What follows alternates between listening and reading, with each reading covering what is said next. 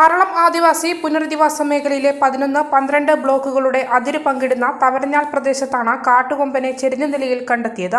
വെള്ളവും തീറ്റയും കൂടുതലായി ലഭിക്കുന്നതിനാൽ കാട്ടാനകൾ തമ്പടിക്കുന്ന പ്രദേശമാണ് ഇവിടം.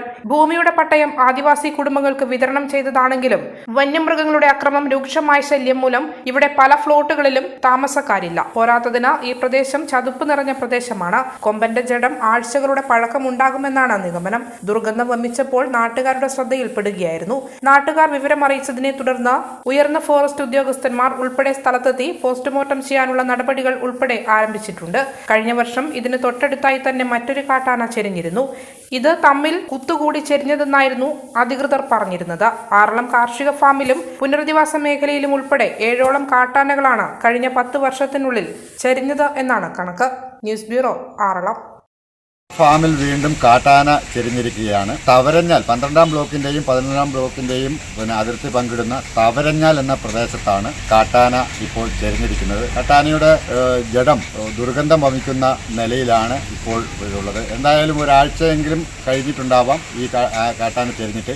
ഇതിന് തൊട്ടപ്പുറത്തായി കഴിഞ്ഞ വർഷം ഒരു കാട്ടാന ചെരിയുകയുണ്ടായി. ഇത് ഒരു ആന ഈ ഒരു പ്രദേശം എന്ന് പറയുന്നത് ആനകൾ സ്ഥിരം തമ്പടിക്കുന്ന, പ്രത്യേകിച്ച് വെള്ളം ഭക്ഷണമൊക്കെ ഉള്ള ഒരു പ്രദേശമാണ്. ചതുപ്പ് നിലമാണ്, മുളയും മറ്റുമൊക്കെയുള്ള പ്രദേശമാണ്. ഇവിടെയെല്ലാം കാട്ടാന ഇങ്ങനെ തമ്പടിച്ച് ഇതിന് മുമ്പ് ഇതിൻ്റെ തൊട്ടപ്പുറത്ത് ഒരു കുളമുണ്ട്. ആ കുളത്തിലാണ് കാട്ടാന ചെരിഞ്ഞ നിലയിൽ കഴിഞ്ഞ വർഷം കണ്ടെത്തിയത്. അതിന് തൊട്ട് ഇപ്പുറത്താണ് ഇപ്പോൾ ഈ കാട്ടാന ചെരിഞ്ഞ നിലയിൽ കണ്ടെത്തിയിരിക്കുന്നത്. ഈ മേഖലയിൽ പുനരധിവാസ മേഖലയിൽ കാട്ടാനയുടെ ശല്യം അതിരൂക്ഷമായി നേരിടുന്ന, അതായത് രൂക്ഷമായി നടന്നുകൊണ്ടിരിക്കുന്ന ഒരു പ്രദേശത്താണ് 10-80ഓളം കാട്ടാനകൾ തമ്പടിച്ചിട്ടുണ്ട് എന്ന് അനൗദ്യോഗികമായി പറയപ്പെടുന്ന ഒരു പ്രദേശമാണ് ഈ പുനരധിവാസ മേഖല. അതിൻ്റെ ഈ ഭൂമി പട്ടയം കൊടുത്ത സ്ഥലത്താണ് ആൾതാമസമില്ലാത്ത മേഖലയിലാണ് ഇപ്പോൾ ഇവിടെ ആൾതാമസമില്ലാത്തതൊന്ന് ഈ വന്യമൃഗങ്ങളുടെ ശല്യം അതിരൂക്ഷമായി നേരിടുന്നു. കാട്ടാന തമ്പടിക്കുന്ന മേഖലയായി മാറുന്നതുകൊണ്ട് ഇവിടുന്നൊക്കെ ആളുകൾ ഒഴിഞ്ഞുപോയ പ്രദേശത്ത് അതിനോട് ചേർന്നാണ് ഇപ്പോൾ ഈ കാട്ടാന ചെരിഞ്ഞിരിക്കുന്നത്. വനംവകുപ്പിൻ്റെ ഡെപ്യൂട്ടി റേഞ്ച് ഓഫീസർ ഉൾപ്പെടെ ഇവിടെ വന്ന് കാര്യങ്ങളെല്ലാം നിരീക്ഷിച്ച് വരികയാണ്. അതിൻ്റെ മറ്റ് നടപടികളിലേക്ക് നീങ്ങുകയാണ്. ആറളം ഫാമിൽ നിന്നും KB ഉത്തമൻ, ഏജന്റ് ന്യൂസ്. ജീവിതത്തിലെ ഏറ്റവും സുപ്രധാനമായ ഒരു നിമിഷം. സുന്ദരമായ വീട് എന്ന സ്വപ്നത്തിന്റെ പടിവാതിൽക്കൽ ഞാനിതാ നിൽക്കുന്നു. പക്ഷേ ഏറ്റവും സുപ്രധാനമായ ഒരു കാര്യം, ഫർണിച്ചർ എവിടെ നിന്നാണ് വാങ്ങുക? ഈ ചോദ്യത്തിന് ഏറ്റവും മികച്ച ഉത്തരം എനിക്ക് ലഭിച്ചു.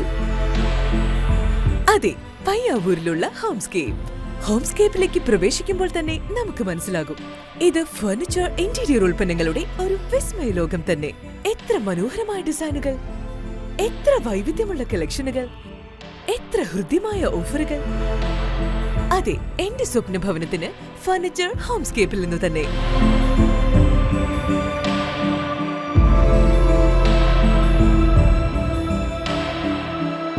My home, my furniture Homescape furniture interior lighting, Payyavoor, Kannur.